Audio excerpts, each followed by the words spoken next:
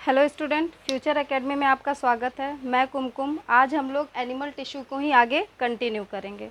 पिछली क्लास में मैंने एनिमल टिश्यू का एक बहुत ही इम्पॉर्टेंट टॉपिक जो एपिथेलियल टिश्यू है उसको बहुत अच्छे से डिस्कस किया था। उसके जो भी टाइप्स होते हैं, उसके जो एग्जांपल्स होते हैं, जहाँ से क्वेश्चन कंटिन्यूअसली आपके टीजीटी में, देखो टेट में इतना डीपली क्वेश्चन बहुत ज़्यादा नहीं पूछता है, लेकिन आपके टीजीटी लेवल पे पूछता है। तो वहाँ पे आप प्लस आपके जो क्लास 9th का एग्ज़ाम है वहाँ पे भी कंटिन्यूअसली उससे क्वेश्चंस आते रहते हैं, तो हमने उसे अच्छे से डिस्कस कर लिया था। आज की जो क्लास है वो सेकंड जो इसका टाइप होता है कनेक्टिव टिश्यू, उसके ऊपर है। तो चलो स्टार्ट करते हैं कनेक्टिव टिश्यू। ठीक है, कनेक्टिव टिश्यू। देखो बच्चों, कनेक्टिव टिश्यू की अगर हम बात करते हैं तो इसको समझने के लिए आप हमेशा एक चीज़ को ध्यान रखिएगा, इसके एग्जाम्पल्स। अगर आपके दिमाग में जैसे ही कनेक्टिव टिश्यू आए तो आपको इसका एग्जाम्पल याद होना चाहिए कि कौन कौन से कनेक्टिव टिश्यू होते हैं। मैं दो एग्जाम्पल, होते और भी हैं, लेकिन दो एग्जाम्पल से आपको कनेक्टिव टिश्यू को बहुत अच्छे से समझा दूंगी। कौन कौन सा एग्जाम्पल होता है? एक होता है ब्लड, ये एक कनेक्टिव टिश्यू है, और दूसरा होता है आपका क्या, बोन। ठीक है, इस दो से आप समझ जाओगे कि क्या होते हैं कनेक्टिव टिश्यू, क्या इसका फंक्शन होता है, किस तरीके से ये अपना फंक्शनिंग को ऑर्गेनाइज करते हैं।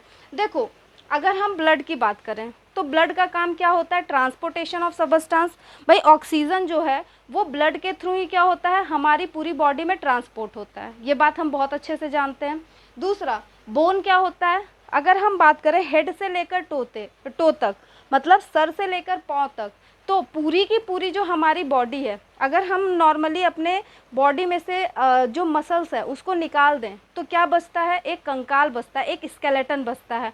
वो स्केलेटन किसका बना होता है, बोन का बना होता है। इसी तरीके से ब्लड जो होता है, क्योंकि इसका काम क्या होता है, ऑक्सीजन को पूरी बॉडी में सर्कुलेट करना।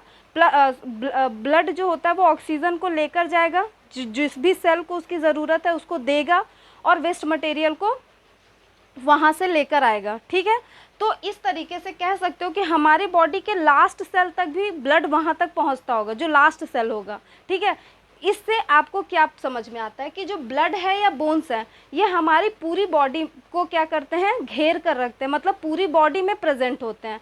तो इससे फर्स्ट पॉइंट क्या लिख सकते हो, इट इज़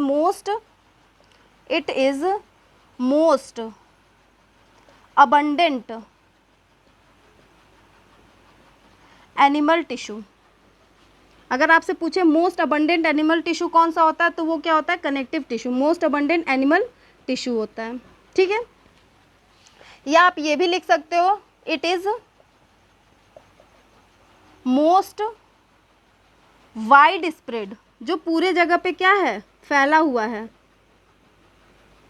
एनिमल टिश्यू। ठीक है, अब एक चीज़ समझना, हमारी बॉडी का जो भी वेट होता है उसका 30% कौन कंस्टिट्यूट करता है, कौन बनाता है, एनिमल कनेक्टिव टिश्यू बनाता है। ठीक है, हमारी बॉडी का 30%, मतलब आपकी बॉडी का जो भी वेट हो उसका 30% किसका बना होता है, कनेक्टिव टिश्यू का होता है। ठीक है, मतलब उसमें बोन आ जाता है, उसमें ब्लड्स आते हैं, कार्टिलेज आता है, तो इसका बना हुआ होता है। तो आप क्या लिख सकते हो, it constitute 30% of total body weight. Total body weight का जो 30% होता है वो कौन बनाता है, आपका कनेक्टिव टिश्यू ही बनाता है। ठीक है, अब कनेक्टिव टिश्यू को समझो कैसा होता है, क्या होता है इसमें। एक्चुअली मान लो ये एक क्या है, सेल है, इस सेल के अंदर कुछ लिक्विड भरा होता है, जैसे ये लिक्विड भरा हुआ है, इस लिक्विड को हम क्या बोलते हैं, मैट्रिक्स कहते हैं। और इसके अलावा इसमें कुछ आपको कैसे इस तरीके से कुछ फाइबर्स दिखते हैं। ठीक है, या प्रोटीन फाइबर बोल सकते हो। तो ये क्या है, ये एक्चुअली मैट्रिक्स की बात हो रही थी, ये क्या है, प्रोटीन फाइबर।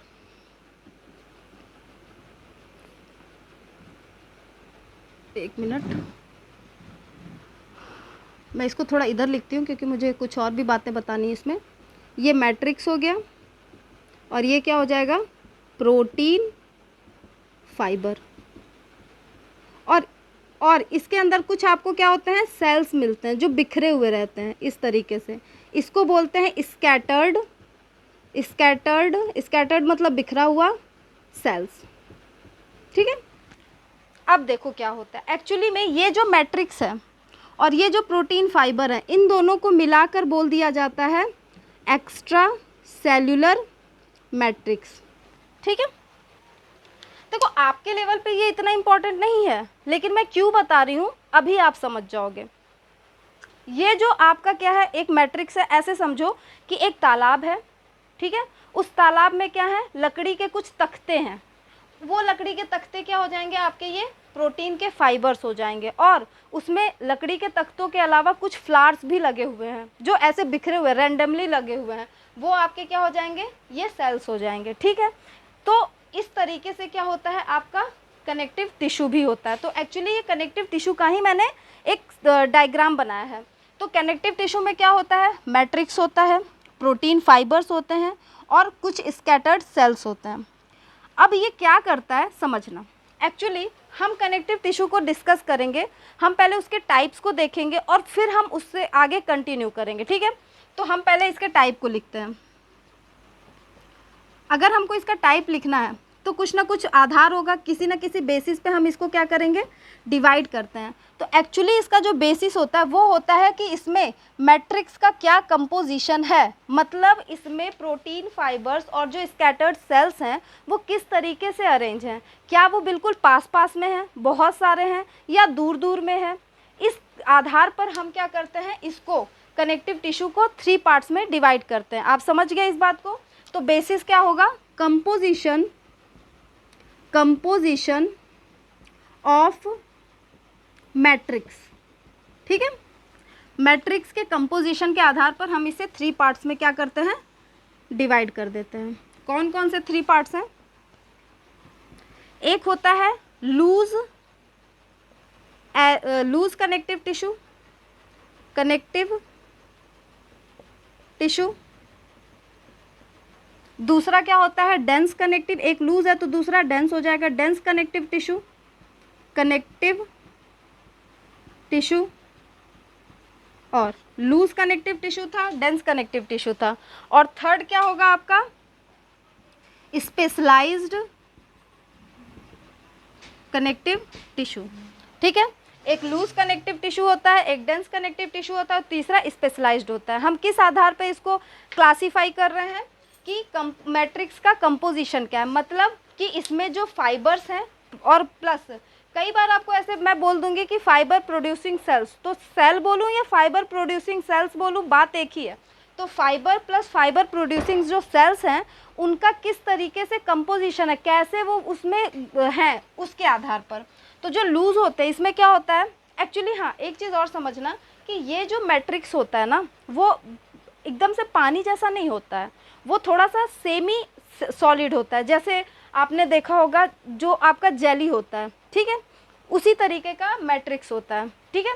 तो लूज कनेक्टिव टिश्यू में क्या होता है, सेमी मैट्रिक्स होता है। मैं लिख नहीं रही हूँ क्योंकि आपके लेवल पे बहुत नहीं डीपली पूछता है, जब आप क्लास 11th में जाओगे तो इसको बहुत अच्छे से हम डिटेल में पढ़ेंगे। ठीक है। तो लूज कनेक्टिव टिश्यू में क्या होता है, बस समझ लो कि यहाँ पर जो मैट्रिक्स होता है उसके अंदर जो फाइबर्स होते हैं या फिर सेल्स होते हैं वो बहुत दूर दूर होते हैं, लूजली अरेंज्ड होते हैं। ठीक है। तो उसे लूज कनेक्टिव टिश्यू कहते हैं। यहाँ पे क्या होगा, नाम से ही समझ में आ रहा है कि इसमें जो फाइबर्स हैं और जो सेल्स हैं वो बहुत पास पास होते हैं, तो उसे हम क्या बोलते हैं, डेंस कनेक्टिव टिश्यू कहते हैं। और थर्ड जो मैट्रिक्स होते हैं वो स्पेशलाइज्ड हो गए हैं किसी एक फंक्शन के लिए, तो हम उसे स्पेशलाइज्ड कनेक्टिव टिश्यू कहते हैं। ठीक है।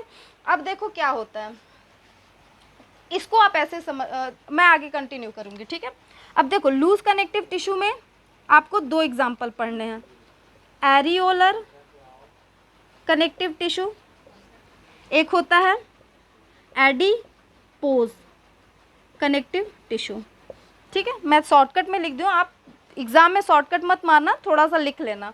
ठीक है। यहाँ पर ये फिर से 2 पार्ट्स में डिवाइड हो जाता है। कौन कौन सा होता है, एक होता है डेंस रेगुलर कनेक्टिव टिश्यू होता है और दूसरा होता है डेंस इर्रेगुलर कनेक्टिव टिश्यू होता है, ठीक है। और जो स्पेशलाइज्ड होते हैं ये फिर से 5 टाइप के होते हैं। कौन कौन से होते हैं?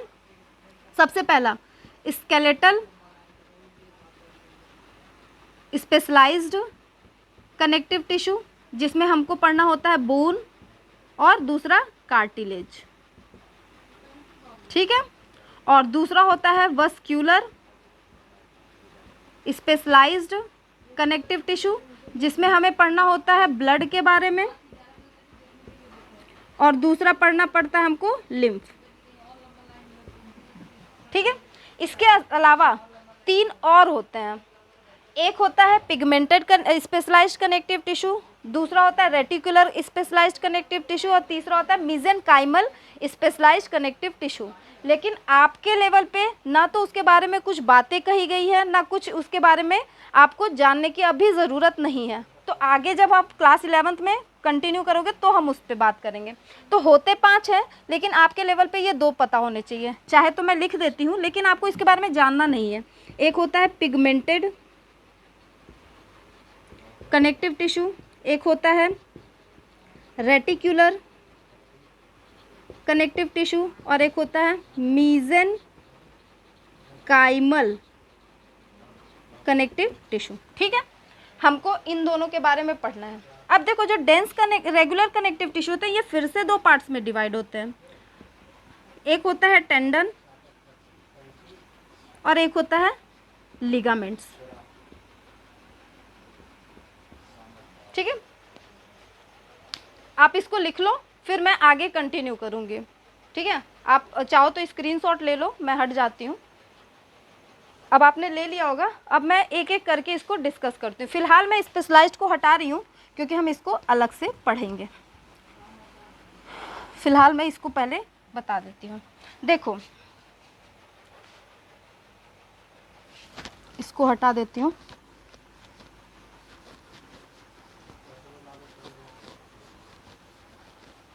हम बात कर रहे हैं किसकी? एरियोलर कनेक्टिव टिश्यू की, ठीक है। तो देखो क्या होता है areolar connective tissue. Areolar connective tissue को डिस्कस करने से पहले हम इसके फंक्शन लिख लेते हैं। कनेक्टिव टिश्यू के फंक्शन लिख लेते हैं, क्या होते हैं कनेक्टिव टिश्यू फंक्शन, क्या काम है आप खुद बताओ। सबसे पहले कनेक्टिव टिश्यू जैसे ही दिमाग में आएगा, सबसे पहले क्या ध्यान आना चाहिए? बोन और ब्लड, ठीक है। तो बोन की वजह से क्या होता है? एक सपोर्ट मिलता है। भाई कनेक्टिव टिश्यू जो है वो कनेक्ट कर रहा है, ठीक है, मसल्स के साथ कनेक्ट करने की कोशिश कर रहा है। ब्लड जो है वो भी कनेक्शंस का काम कर रहा है। तो इसका जो मेन फंक्शन होता है, मेन फंक्शन वो क्या होता है? It provide support to other tissue and organs. दूसरे टिश्यू और ऑर्गन्स को क्या करता है? ये सपोर्ट प्रोवाइड करता है। भाई बोन का सबसे बड़ा रोल है। अगर हमारी बॉडी में स्केलेटल ही ना हो तो हमारी बॉडी स्टैंड ही नहीं कर पाएगी, ठीक है। अगर हम स्केलेटल को हटा दें तो मास किस पर, मतलब जो मसल्स है वो कहाँ पर आकर अटैच होगा? हो ही नहीं पाएगा। तो सपोर्ट का काम कौन कर रहा है? बोन करता है। इसके अलावा कुछ अदर फंक्शंस भी होते हैं। क्या होता है? ब्लड का फंक्शन क्या होता है? ट्रांसपोर्टेशन ऑफ सबस्टेंस, ठीक है। तो क्या करता है? ट्रांसपोर्टेशन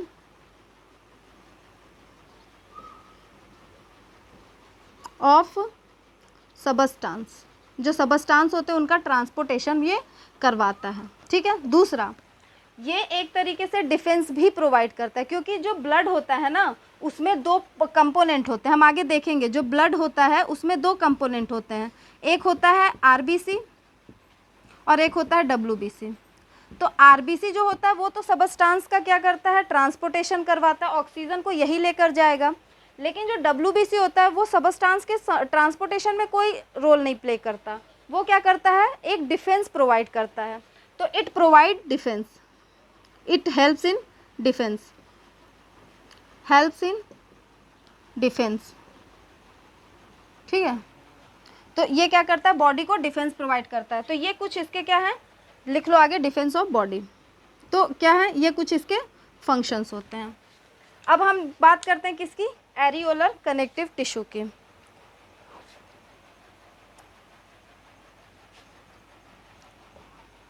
मैं इसको मिटा देती हूँ, यहीं पे मैं लिख देती हूँ क्या होता है एरियोलर कनेक्टिव टिश्यू। तो इसके फंक्शंस को आपको रटने की ज़रूरत नहीं है, सिर्फ अगर आपको पता है कि इसमें कौन से एग्जाम्पल्स होते हैं तो आप इसके फंक्शन को अपने आप लिख सकते हो। भाई बोन है तो सपोर्ट देगा, ब्लड है तो ट्रांसपोर्टेशन करेगा, WBC है तो डिफेंस करेगा बॉडी की। तो ये सारे इसके फंक्शंस, आपको कुछ भी रटना नहीं है, सिर्फ उसको फील करना, समझना है, ठीक है। अब बात करते हैं हम किसकी, एरियोलर कनेक्टिव टिश्यू की। देखो एरियोलर कनेक्टिव टिश्यू क्या होता है, हमें पता है कि सारे एनिमल टिश्यू में सबसे ज़्यादा कौन पाया जाता है, कनेक्टिव टिश्यू पाया जाता है, ठीक है। इस कनेक्टिव टिश्यू में भी अगर कोई पूछे कि सबसे ज़्यादा कौन पाया जाता है, वाइड स्प्रेड कौन होता है, तो वो होता है एरियोलर कनेक्टिव टिश्यू। तो पहला लाइन तो यही लिख लेंगे, इट इज़ मोस्ट अबंडेंस लिख लो या वाइड स्प्रेड लिख लो, वाइड स्प्रेड कनेक्टिव टिश्यू, ठीक है। दूसरी लाइन, दूसरा पॉइंट क्या होता है, इस चीज़ को समझना। हमने एपिथेलियल में पढ़ा था कि मान लो ये एक एपिथेलियल टिश्यू है, ठीक है, इसके अंदर न्यूक्लियस है, साइटोप्लाज्म है, मैं नहीं बना रही, बीच में यहाँ पे बेसमेंट मेम्ब्रेन है, ये पूरा बेसमेंट मेम्ब्रेन है, क्या है, बेसमेंट मेम्ब्रेन, ये एपिथेलियल है। और इसके नीचे क्या पाया जाता है, आपका कनेक्टिव टिश्यूज पाया जाता है। ये आपका क्या हो जाएगा, कनेक्टिव टिश्यूज। और मैंने ये भी बताया था कि जो एपिथेलियल सेल टिश्यू होता है वो एवेस्क्युलर होता है, मतलब उसके पास खुद का ब्लड वेसल्स नहीं होता है, तो वो ऑक्सीजन किससे लेगा, इस कनेक्टिव टिश्यू से, और अपना जो भी वेस्ट मटेरियल है वो किस में ड्रेन करेगा, इसी कनेक्टिव टिश्यू में। मतलब ये इसका क्या है, बेस्ट फ्रेंड है, जो इसके लिए हमेशा अवेलेबल रहता है, ठीक है। ये बात हमने की थी, मतलब जहाँ जहाँ एपिथेलियल टिश्यू होगा वहाँ वहाँ कनेक्टिव टिश्यू भी जाएगा ना भाई, जहाँ तुम वहाँ मैं। क्यों, क्योंकि भाई इसके बिना इसका तो कोई काम चलने वाला है नहीं, इसके पास खुद का ब्लड वेसल्स ही नहीं है, तो जहाँ ये रहेगा वहाँ ये जाएगा ही जाएगा, फिक्स है। तो इस बात को समझना, एक्चुअली एपिथेलियल टिश्यू से जुड़ा हुआ जो कनेक्टिव टिश्यू हम बात करते हैं वो कौन सा कनेक्टिव टिश्यू होता है, यही एरियोलर कनेक्टिव टिश्यू होता है। इसीलिए तो जहाँ भी एपिथेलियल है वहाँ कनेक्टिव टिश्यू है, और इसीलिए इसको बोलते हैं कि वाइड स्प्रेड कनेक्टिव टिश्यू, क्योंकि यही सबसे ज़्यादा दूर तक फैला होगा। हमने बोला था कि हमारी स्किन पे जो बाहर की लेयर है वो एपिथेलियल है, तो उसके अंदर की लेयर क्या होगी, यही कनेक्टिव टिश्यू एरियोलर वाली। जो भी इंटरनल ऑर्गन्स हैं उसकी भी जो आउटर लेयर होती है वो किसकी बनी होती है, एपिथेलियल की, तो उसको वहाँ पे भी क्या होगा, कनेक्टिव टिश्यू, और कौन सा होगा, एरियोलर, मतलब हर जगह। इसीलिए तो लिखा है कि वाइड स्प्रेड। अब समझ में आया क्यों लिखा है वाइड स्प्रेड। दूसरा पॉइंट, यहाँ पे एक्चुअली कनेक्टिव टिश्यू के नीचे मसल्स होता है, मान लो ये क्या है, कुछ मसल्स हैं, ठीक है, ये क्या होते हैं, मसल्स होते हैं। अब होता क्या है कि एक्चुअली कनेक्टिव टिश्यू क्या कर रहा है, इस एपिथेलियल टिश्यू को मसल्स से कनेक्ट करने का काम कर रहा है। आप साफ साफ देख रहे हो कि ये बीच में है, कनेक्ट कर रहा है, कनेक्टिव से याद रखो कनेक्ट करना, ठीक है। तो ये क्या कर रहा है, इस एपिथेलियल को मसल से जोड़ता है, तो हम क्या लिख सकते हैं, it connects skin, actually epithelial को हम स्किन भी लिख सकते हैं, स्किन विथ अंदर की मसल को, मतलब अंडरलाइंग मसल्स।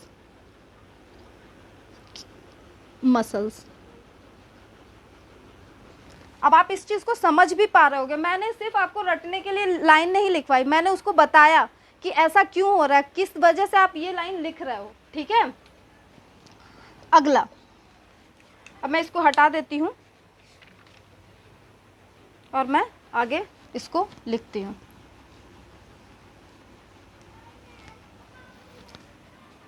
यहाँ पर दो फाइबर्स के बारे में आपको बहुत अच्छे से समझना पड़ेगा। कौन कौन से फाइबर होते हैं आपके, देखो contain collagen more and elastic fibre less. इस लाइन को थोड़ा सा टाइम दो, आप समझ जाओगे। तो ये तो बात हो गई किसकी, एरियोलर टिश्यू की। अब हम बात करेंगे एडिपोज टिश्यू की। तो एरियोलर टिश्यू में ये दो लाइन तो आपको बिल्कुल भूलना नहीं है, इसको आप चाह कर भी नहीं भूल सकते हो, ठीक है। चलो मैं इसको पहले बताती हूँ, फिर आगे हम आगे कंटिन्यू। देखो कोलेजन जो होता है ना, ये क्या होता है, दो फाइबर्स के बारे में अभी आप आगे भी पढ़ोगे, कोलेजन और दूसरा क्या होता है, इलास्टिक। देखो दोनों में क्या डिफरेंस है। जो कोलेजन फाइबर होता है ये रिजिडिटी देता है, जहाँ पे बहुत ज़्यादा स्ट्रेंथ चाहिए, जहाँ थोड़ी हार्डनेस चाहिए, वहाँ पे कोलेजन फाइबर ज़्यादा होता है। और जो इलास्टिक फाइबर होता है वो फ्लेक्सिबिलिटी देता है, मतलब जहाँ पे फ्लेक्सिबल चीज़ें, फ्लेक्सिबिलिटी चाहिए, वहाँ इलास्टिक फाइबर होता है। ये जो एरियोलर कनेक्टिव टिश्यू है, क्योंकि ये कहाँ पे है, आपकी स्किन के नीचे वाली लेयर है, मसल से जोड़ रहा है, तो यहाँ पे ना इलास्टिसिटी ज़्यादा नहीं चाहिए, यहाँ पे रिजिडिटी चाहिए, तभी तो वो अच्छे से उसको पकड़ के रखेगा ना। इसीलिए यहाँ पे कोलेजन फाइबर ज़्यादा होता है as compare to elastic fibre, ठीक है, क्योंकि यहाँ फ्लेक्सिबिलिटी नहीं चाहिए। अब देखो एक चीज़ समझना एडिपोज कनेक्टिव टिश्यू के बारे में, यहाँ मैं लिख देती हूँ एडिपोज कनेक्टिव टिश्यू। देखो इसका जो सबसे पहला फंक्शन होता है, एडिपोज जहाँ भी वर्ड आता है उसका मतलब होता है फैट, ठीक है। तो ये क्या करता है, स्टोर फैट, स्टोर फैट। जो हमारी स्किन होती है, इस स्किन के नीचे एक फैट की पूरी लेयर होती है, ठीक है, वो किसकी बनी होती है, एडिपोज कनेक्टिव टिश्यू की बनी होती है। अब आप सोचोगे कि फैट की लेयर का क्या फंक्शन है हमारी बॉडी में, तो एक चीज़ समझना कि हमारी बॉडी का एक हीट होता है, ठीक है, वो हीट बाहर नहीं जाना, मतलब बाहर के टेम्परेचर के अकॉर्डिंग हमारी बॉडी जो है वो फ्लक्चुएट नहीं करती है। क्यों नहीं करती, क्योंकि ये एडिपोज जो होता है वो हमारी बॉडी के हीट को मेंटेन करता है। मतलब ये जो फैट की लेयर है, क्योंकि ये हीट के लिए इंसुलेटर की तरह होती है, हीट को बाहर ही नहीं जाने देगी।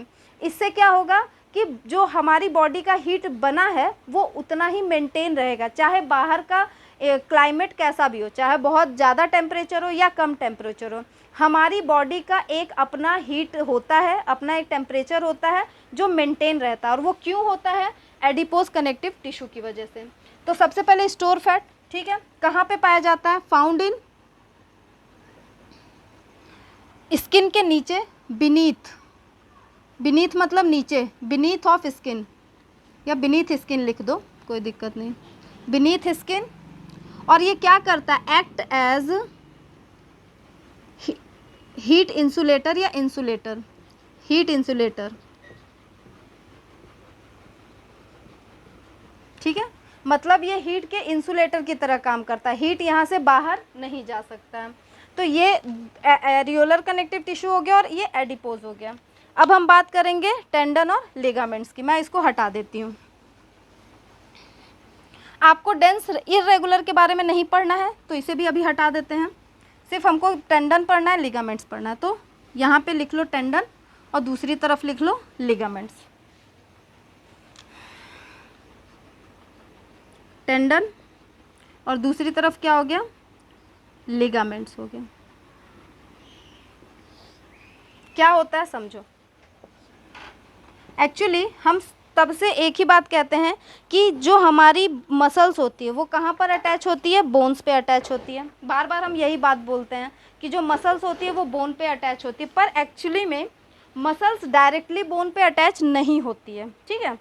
उसको जुड़ने के लिए भी क्या होना चाहिए, कुछ ना कुछ कनेक्टिव टिश्यू होते हैं, जिसके कारण मसल्स जो होती हैं वो बोन से या बोन जो होता है वो बोन से अटैच होता है। दो कंडीशन है, बोन को भी बोन से अटैच होना है और बोन को मसल से भी अटैच होना है, लेकिन दोनों ही कंडीशन में डायरेक्टली नहीं होता है, कोई ना कोई कनेक्शन होगा जिसके थ्रू क्या होगा, वो अटैच होते हैं। कौन सा कनेक्शन होता है, चलिए समझते हैं। देखिए मान लीजिए ये एक बोन है,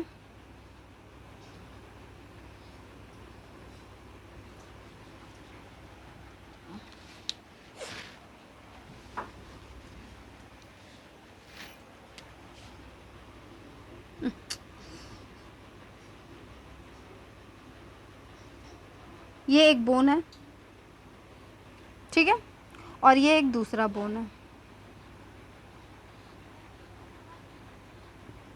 दो कंडीशन बताऊंगी, आप समझ जाओगे। मान लो इस बोन से यहाँ पे मसल है, ये एक मसल्स है, और इसको इससे अटैच होना है। थोड़ा पास में बना देते हैं। मान लो यहाँ पे मसल है और इसको क्या होना है, इस बोन से अटैच होना है। तो ये डायरेक्टली अटैच नहीं हो सकती है, किसी न किसी के थ्रू अटैच होगी। और किसके थ्रू अटैच होगी? कनेक्टिव टिश्यू के थ्रू।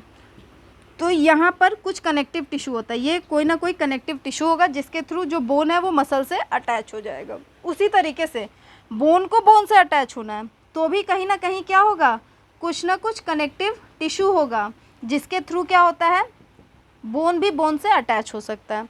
तो दो कंडीशन है कि बोन को बोन से अटैच होना है तो भी कनेक्टिव टिश्यू, बोन को मसल से अटैच होना है तो भी कनेक्टिव टिश्यू। और दोनों कनेक्टिव टिश्यू कौन होते हैं? एक होता है टेंडन, दूसरा होता है लिगामेंट्स। बच्चों को बड़ा कन्फ्यूज़न होता है, उनको ये तो याद हो जाता है कि टेंडन और लिगामेंट्स में से ही कोई एक होगा, बट वो कंफ्यूज क्या होते हैं कि बोन को बोन से जोड़ना है तो टेंडन होगा कि लिगामेंट्स होगा, ठीक है। और एग्ज़ाम में तो सबसे ज़्यादा। तो इसकी मैं आपको एक ट्रिक बताती हूँ, कैसे याद रखोगे इसको। ट्रिक है बल्ब, लेकिन इस बार बल्ब की स्पेलिंग ना हम अलग लिखेंगे। क्या लिखेंगे? BLB, ठीक है। ऐसा नहीं है कि मुझे स्पेलिंग नहीं आती है, बस ये हमारा ट्रिक है इसलिए मैं बताना चाहती हूँ, ठीक है। तो B से हो जाएगा आपका बोन, L से हो जाएगा लिगामेंट, और फिर B से क्या हो जाएगा? बोन। मतलब जब हमको बोन को बोन से कनेक्ट करना है तो वहाँ पे क्या आएगा? लिगामेंट आएगा, ठीक है। इसी तरीके से आप दूसरा भी ट्रिक चाहो तो लिख सकते हो। आपको वो ट्रिक पसंद नहीं आया तो एक और ट्रिक बताती हूँ, कोई भी एक याद कर लेना, दूसरा अपने आप बन जाएगा। MTV चैनल आता था ना, अब आता है कि नहीं पता, लेकिन पहले आता था। M से मसल, T से टेंडन, B से बोन। मसल्स को बोन से जोड़ना है तो क्या लगेगा? टेंडन। आप ये ट्रिक पकड़ो या ये, कोई दिक्कत नहीं है, बस आपके एग्जाम में क्वेश्चन गलत नहीं होना चाहिए। तो यहाँ पे क्या होता है? कनेक्ट्स बोन टू बोन, ठीक है। और यहाँ पे क्या करेगा? It connects muscles to bone, ठीक है। मसल्स को बोन से जोड़ेगा, बोन को बोन से जोड़ेगा, ये पहला। अब एक और पॉइंट लिखते हैं, मसल्स को बोन से। ये क्वेश्चन बहुत पूछा जाता है, आपके यूपी टेट में भी पूछा जाता है। आपका जो नॉर्मल एग्ज़ाम्स होते हैं, जो आपके क्लास 9th का, तो वहाँ पे जो ऑब्जेक्टिव्स आते हैं वहाँ पे भी पूछे जाते हैं। तो ये तो आपको बिल्कुल दिमाग में फिक्स होना चाहिए। बल्ब याद रखो या MTV याद रखो, कुछ भी याद रख लो। अब देखो, बोन क्या होता है? बहुत ही हार्ड मैट्रिक्स का बना हुआ एक सबस्टांस होता है, ठीक है।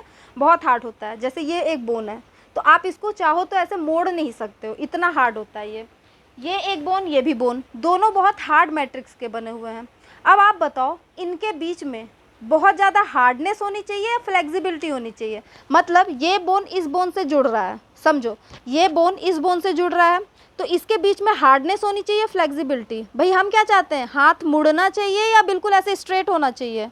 अगर एकदम से हार्डनेस होगा तो ये तो स्ट्रेट हो जाएगा। हमें क्या चाहिए? फ्लेक्सिबिलिटी, ताकि हम क्या कर सकें? मूव कर सकें। तो ये दोनों बिल्कुल हार्ड मैट्रिक्स के हैं, तो इनके बीच में क्या होनी चाहिए? फ्लेक्सिबिलिटी, ठीक है। अब आप बताओ कि अगर फ्लेक्सिबिलिटी चाहिए तो यहाँ पर कौन सा कनेक्टिव टिश्यू होगा, मतलब कौन सा फाइबर होगा? मैं आपको ऑप्शन देती हूँ, कोलेजन होना चाहिए या फिर आपका क्या होना चाहिए? इलास्टिक। बताओ भाई, कोलेजन तो रिजिडिटी प्रोवाइड करता है, मतलब हार्डनेस देता है। हमें हार्डनेस नहीं चाहिए, ये तो खुद ही हार्ड है, हमें उसके बीच में फ्लेक्सिबिलिटी चाहिए। देखो आप खुद मूव कर पाओगे, अगर ये हार्ड हो जाएगा तो आप मूव ही नहीं कर पाओगे। तो यहाँ पे क्या होना चाहिए? इलास्टिक फाइबर ज़्यादा होना चाहिए। तो यहाँ पे क्या होता है? मोर इलास्टिक फाइबर प्रेजेंट, ठीक है। और यहाँ पर क्योंकि इसको मसल्स को बोन से जुड़ना है, मसल्स जो है वो बोन से जुड़ रहे हैं, तो वहाँ पे रिजिडिटी होनी चाहिए, फ्लेक्सिबिलिटी नहीं होनी चाहिए, नहीं तो वो तो हिलते रहेंगे। हमें क्या चाहिए? वो बिल्कुल ऐसे अटैच हो जाएं, बिल्कुल स्ट्रेंथ प्रोवाइड करनी है। तो वहाँ पे क्या होगा? रिजिडिटी देना है, तो वहाँ कोलेजन। तो यहाँ क्या होता है? मोर कोलेजन फाइबर प्रेजेंट, ठीक है। तो टेंडन और लिगामेंट्स के बारे में आप समझ गए। बहुत बार क्वेश्चन पूछा जाता है, आपके किसी भी टेट में भी पूछा जाता है, टीजीटी में भी पूछा जाता है, आपके नॉर्मल एग्जाम्स में जो ऑब्जेक्टिव आते हैं वहाँ से क्वेश्चन आता है। तो ये दोनों तो बिल्कुल आपके दिमाग में फिक्स हो जाना चाहिए। अब हम बात करते हैं स्पेशलाइज्ड कनेक्टिव टिश्यू की। स्पेशलाइज्ड कनेक्टिव टिश्यू में क्या होता है एक्चुअली, देखो समझना। नॉर्मली जो आपका ये मैट्रिक्स है ये कैसा होता है, जेली लाइक होता है। हमने बात की कि ये कैसा होता है, सेमी सॉलिड होता है। लेकिन कभी कभी क्या होगा कि ये इसकी जो सॉलिडनेस है सेमी सॉलिड होता है, ठीक है। लेकिन जब कभी भी हम, पहले मैं लिख देती हूँ स्पेशलाइज्ड कनेक्टिव टिश्यू।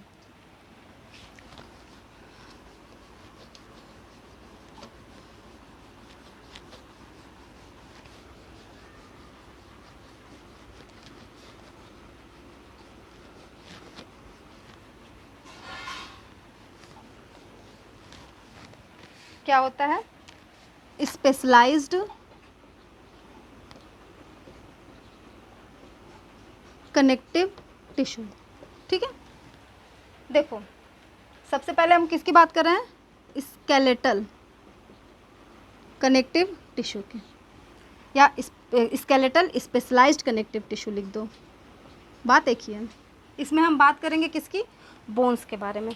देखो नॉर्मली क्या होता है, स्पेशलाइज्ड कनेक्टिव टिश्यू में जो मैट्रिक्स होता है जिसके अंदर फाइबर और फाइबर प्रोड्यूसिंग सेल्स तो प्रेजेंट हैं, लेकिन कभी कभी इसमें कुछ अलग फंक्शन ऑर्गेनाइज होने लगते हैं, कुछ स्पेशल फंक्शंस को ये क्या करता है, ऑर्गेनाइज करने लगता है। कैसे करेगा, जब कभी इस मैट्रिक्स के अंदर, जो आप मैट्रिक्स देख रहे हो इसके अंदर क्या आ जाएगा, कोलेजन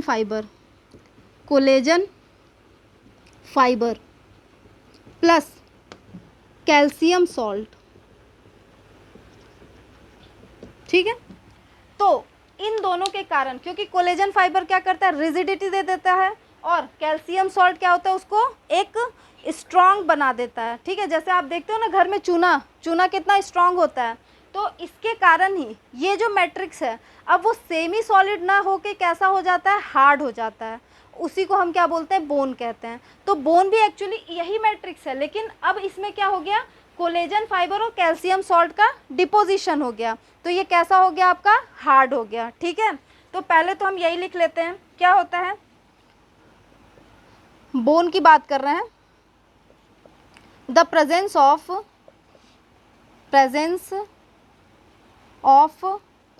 हार्ड मैट्रिक्स, ठीक है। मैट्रिक्स कैसा हो गया, हार्ड मैट्रिक्स हो गया है, ड्यू टू, रीजन क्या है, due to deposition of collagen fibre and calcium salt. Collagen fibre और कैल्शियम सॉल्ट के कारण क्या हो गया है, ये हार्ड हो गया। किसके कारण हो गया, एक तो कोलेजन फाइबर जो रिजिडिटी देता है और दूसरा कैल्शियम सॉल्ट, इन दोनों की वजह से ये हार्ड हो गया। Very very very important question कि जो आपका बोन होता है उसमें हार्डनेस कैसे आती है, तो सिर्फ कैल्शियम सॉल्ट की वजह से नहीं आती है, कोलेजन फाइबर्स भी वहाँ पे ज़्यादा के ज़्यादा क्या हो जाते हैं, डिपॉजिट हो जाते हैं, इस वजह से उसमें क्या होती है, हार्डनेस आ जाती है। अब हम इसका फंक्शन लिखते हैं, आप इसका फंक्शन खुद बताओ। सबसे पहला फंक्शन क्या होता है, भाई सिंपल सी बात है, हमारी पूरी बॉडी का जो एक ढांचा है, जो आपका कंकाल है, स्केलेटल है, वो किसका बना हुआ है, इसी बोन का तो बना है। तो सबसे पहले क्या होगा, it provides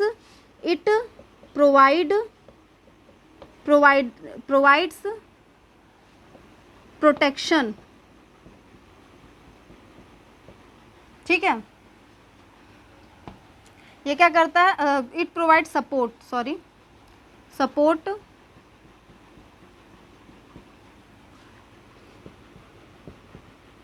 to other tissue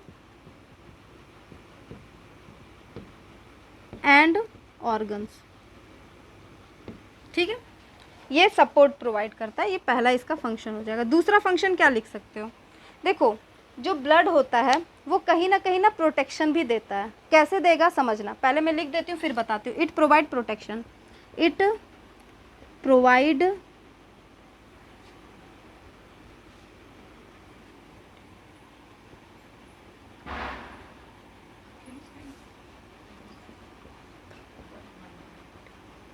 protection, ठीक है, ऑफ द ऑर्गन।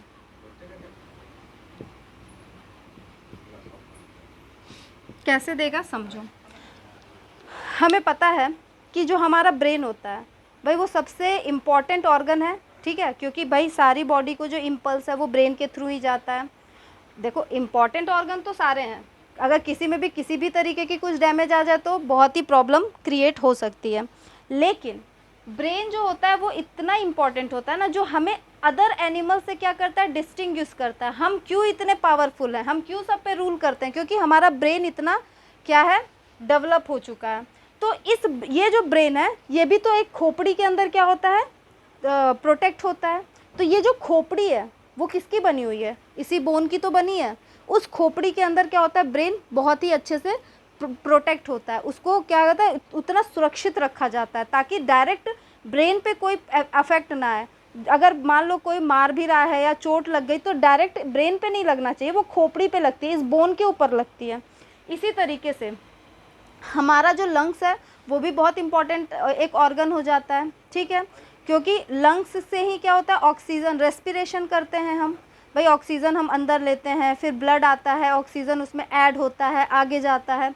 तो ये जो लंग्स है प्लस हार्ट है, ये भी कहाँ पे होता है, ये जो आपका क्या होता है, ये कॉलर बोन होता है, ये स्टर्नम होता है, ठीक है, इससे जुड़ा हुआ रिप्स होता है जो आपका वर्टिब्री से पीछे जुड़ जाता है। तो ये पूरा का पूरा एक केज बना रहा है, ठीक है, आपने अगर आप इमेजिन कर सकते हो तो ये पूरा एक केज है जिसके अंदर आपके लंग्स, आपका हार्ट क्या होता है, प्रोटेक्ट होता है। तो कहीं ना कहीं ये ऑर्गन्स को क्या दे रहा है, प्रोटेक्शन ही तो दे रहा है, ताकि डायरेक्ट लंग्स पे अफेक्ट ना पड़े। अगर चोट भी लगती है तो बोन्स पे आकर वो डैमेज हो, ना कि सीधे हार्ट पे या लंग्स पे अफेक्ट पड़े। तो ये क्या करते हैं, प्रोटेक्शन भी प्रोवाइड करते हैं। इसके अलावा it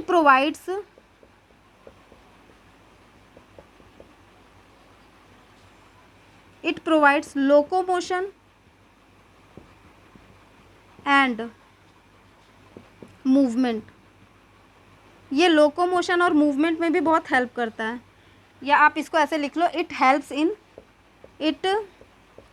helps in locomotion and movement, ठीक है। मतलब देखो दो वर्ड है, लोकोमोशन और मूवमेंट। नॉर्मली ना लोगों को ये लगता है कि ये दोनों एक ही वर्ड है। अगर ये एक ही वर्ड होता तो हम कोई एक लिखते ना, लोकोमोशन लिखते या फिर मूवमेंट लिखते, दोनों क्यों लिखते। अब हमें ऐसा कुछ क्रेज तो है नहीं जो हम दोनों वर्ड को लिखेंगे। अगर दोनों लिख रहे हैं मतलब कहीं ना कहीं इन दोनों में डिफरेंस है, समझना। एक्चुअली में मूवमेंट का मतलब क्या होता है, जैसे मैं अपने गर्दन को इधर घुमाई, ये मूवमेंट है। या फिर मैं अपने हाथ को इस तरीके से मूव कर रही हूँ, मैं एक ही पोजीशन पे हूँ लेकिन मेरा मूवमेंट इस तरीके से हो रहा है। या मैं अपने लेग को मूव कर रही हूँ, आप देख नहीं पाओगे, या मैं अपने फिंगर्स में मूवमेंट कर रही हूँ। बट जब मैं इस मूवमेंट के साथ, जैसे मैंने अपने लेग्स में मूवमेंट करके इस जगह से यहाँ पे पहुँची, या इधर से मैं कहाँ आ गई, इस जगह पे, तो इसे बोलते हैं लोकोमोशन। तो मूवमेंट का मतलब क्या होता है, एक ही प्लेस पे है, सिर्फ और सिर्फ इस तरीके से मूव कर रहे हैं। लेकिन जब मूवमेंट के साथ हम एक प्लेस से दूसरे प्लेस पे जाते हैं तो वो लोकोमोशन होता है, ठीक है। अगला फोर्थ, इसके अलावा क्या करता है, ये हमारा ब्लड के फॉर्मेशन में भी हेल्प करता है। Helps in formation of blood cells, helps in formation of blood cells. मतलब आपको शायद अभी पता नहीं होगा कि लेकिन ब्लड सेल्स जो होते हैं, जैसे आरबीसी, डब्ल्यूबीसी, प्लेटलेट्स, वो बनते कहाँ पे हैं, हमारे बोन के ही बोन मैरो में बनते हैं, ठीक है। तो वो क्या करता है, ब्लड सेल का फॉर्मेशन करता है। फिफ्थ पॉइंट क्या होता है, क्योंकि बोन जो होता है ना, ये बना किसका होता है, नॉर्मली इसमें कैल्शियम होता है, फॉस्फोरस होता है। तो ये कैल्शियम और फॉस्फोरस का क्या होता है, रिच सोर्स होता है, रिजर्वायर होता है। हमारे ऑर्गन्स को, हमारे जो भी एक्टिविटीज़ हो रही हैं, अगर कहीं पे भी कैल्शियम की कमी हो जाए तो वो कहाँ जाएगा, सबसे पहले बोन के पास जाएगा, वहाँ से कैल्शियम उठाकर लेकर चला जाएगा, ठीक है। तो कैल्शियम का जो रिजर्वायर है वो कौन सा होता है, बोन ही होता है। तो ये क्या होता है, wire of calcium and phosphorus. ठीक है, ये कैल्शियम और फॉस्फोरस का रिजर्वायर होता है, इसीलिए बोला जाता है कि कैल्शियम रिच फूड खाओ, दूध पियो, ताकि आपकी बॉडी, आपकी जो बोन्स है वो क्या हो, स्ट्रांग हो। तो ये सारी चीज़ें क्या थी, बोन्स के बारे में थी। अब हम यहाँ लिख देते हैं कार्टिलेज। ज़्यादा कुछ जानना नहीं है कार्टिलेज में, सिर्फ इतना समझ लो, matrix is firm but flexible. क्या होता है, matrix is firm but flexible. मतलब क्या हुआ, एक्चुअली बोन और कार्टिलेज दोनों का कंपोजिशन एक ही है, वहाँ पे भी कोलेजन फाइबर और कैल्शियम सॉल्ट आकर डिपॉजिट हो गया, जिसकी वजह से उसमें भी हार्डनेस आ गई। लेकिन ये जो हार्डनेस है वो इतनी ज़्यादा नहीं है जितनी ज़्यादा बोन्स है। ठीक है, इसकी हार्डनेस कैसी है आप समझो। बचपन में आपका कान मरोड़ा गया होगा, चाहे स्कूल में, घर में, जब भी आप बदमाशी करते होगे, तो एक्चुअली जब आपका कान मरोड़ा जाता है, यहाँ पर भी यहाँ पे जो होता है, ठीक है, इस स्किन के नीचे, ये एक्चुअली बोन नहीं होता, क्या होता है, कार्टिलेज होता है। इसको बोलते हैं ईयर पिन्ना। तो ईयर पिन्ना किससे मिलकर बना है, कार्टिलेज। तो कार्टिलेज जो है, इसको क्या कर सकते हो, ये इतना फ्लेक्सिबल होता है कि इसको आसानी से मरोड़ सकते हैं। ठीक है, इसी तरीके से नोज़ की टिप, यहाँ पे भी कार्टिलेज होता है, इसी की वजह से ये भी क्या होता है, फ्लेक्सिबल होता है। या दोनों नेजल चैम्बर के बीच का जो सेप्टा होता है, वो भी आप कभी टच करके देखना, वो भी एकदम रिजिड नहीं होता है। अब लेकिन बोन देखो, क्या इसमें फ्लेक्सिबिलिटी होती है, नहीं, बिल्कुल भी नहीं, थोड़ा भी नहीं हिलता, लेकिन ये हिल रहा है। मतलब मैट्रिक्स इज फर्म, उसी का बना हुआ है, लेकिन कैसा है, फ्लेक्सिबल है। ठीक है, कहाँ पाया जाएगा, फाउंड इन ईयर पिन्ना और knows tip, tip of nose, यहाँ पे ये क्या होता है, प्रेजेंट होता है। ठीक है, तो ये कुछ पॉइंट था जो आपको पता होना चाहिए। अब हम बात करते हैं किसकी, वस्क्यूलर कनेक्टिव टिश्यू। आपने लिख लिया होगा, नहीं लिखा तो लिख लो। ठीक है, अब हम बात करेंगे किसकी, वस्क्यूलर कनेक्टिव टिश्यू की। तो मैं हटा देती हूँ।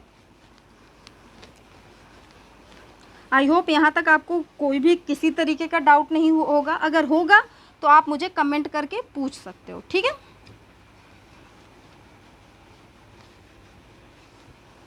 अब हम बात करेंगे वस्क्यूलर स्पेशलाइज्ड या वस्क्यूलर कनेक्टिव टिश्यू की।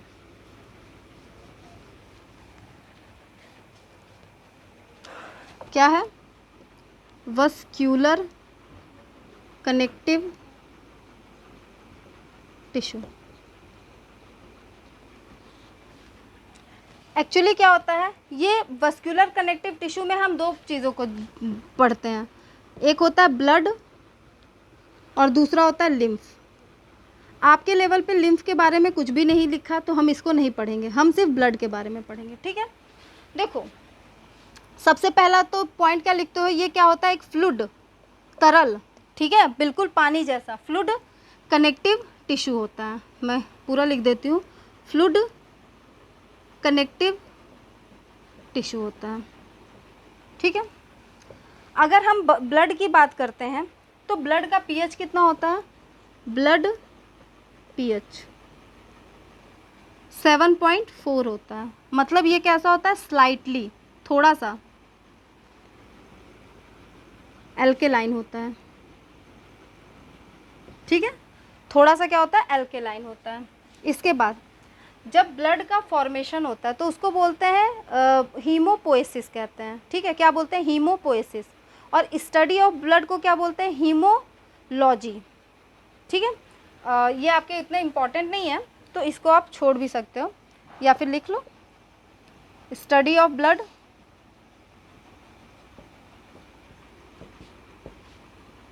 हीमेटोलॉजी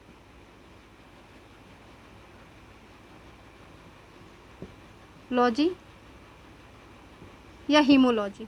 ठीक है, स्टडी ऑफ ब्लड जो होता है उसको हीमोलॉजी बोलते हैं। ब्लड बनता कहाँ है, बोन मैरो में बनता है। और डिस्ट्रॉय कहाँ होता है, स्प्लीन में जाके होता है। लिख देती हूँ, फॉर्मेशन ऑफ ब्लड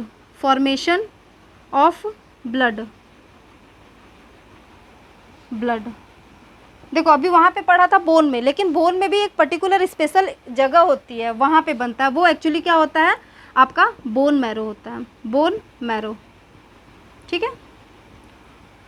और डिस्ट्रॉय कहाँ होता है, डिस्ट्रॉय या ब्लड डिस्ट्रॉय, ब्लड डिस्ट्रॉय कहाँ होता है, स्प्लीन में, स्प्लीन। ठीक है, इसीलिए स्प्लीन को क्या बोलते हैं, ग्रेवयार्ड बोलते हैं। ठीक है, तो ये कुछ इम्पॉर्टेंट फैक्ट थे जो आपको पता होना चाहिए। ब्लड जो होता है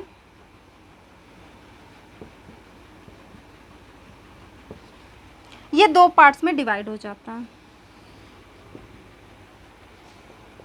एक्चुअली ब्लड दो चीज़ों से मिलकर बना होता है, कह सकते हो। एक प्लाज्मा, ठीक है, और दूसरा क्या होता है इसमें, ब्लड एलिमेंट्स बोल दो या ब्लड कार्पेसल्स बोल दो,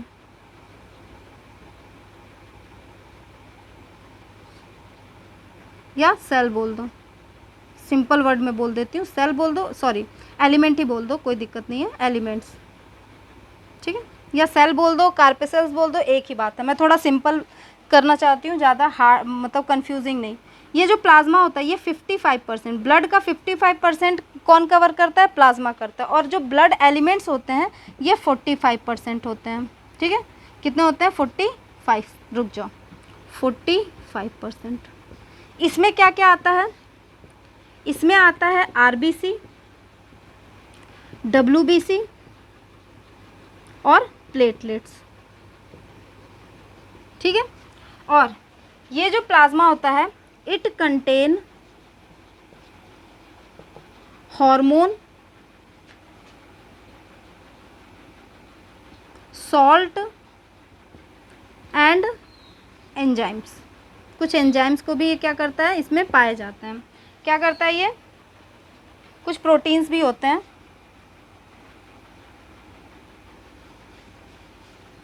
it contain protein, enzymes, hormones, salt and hormones. ठीक है, ये पाया जाता है। इसका फंक्शन मैं यहाँ लिख देती हूँ। क्या फंक्शन होगा, ब्लड का क्या फंक्शन होता है, सबसे पहले ट्रांसपोर्टेशन ऑफ सबस्टांस। ठीक है, दूसरा it provide defence of body. ठीक है, मतलब जो RBC होता है वो क्या करता है, ट्रांसपोर्टेशन में हेल्प करता है। अभी आप बस इतना समझ लो, क्योंकि इससे ज़्यादा आप नेक्स्ट क्लास में जब हम लोग पढ़ेंगे तब समझना। WBC क्या होता है, डिफेंस देता है। हमारी बॉडी का जो डिफेंस होता है वो WBC करता है।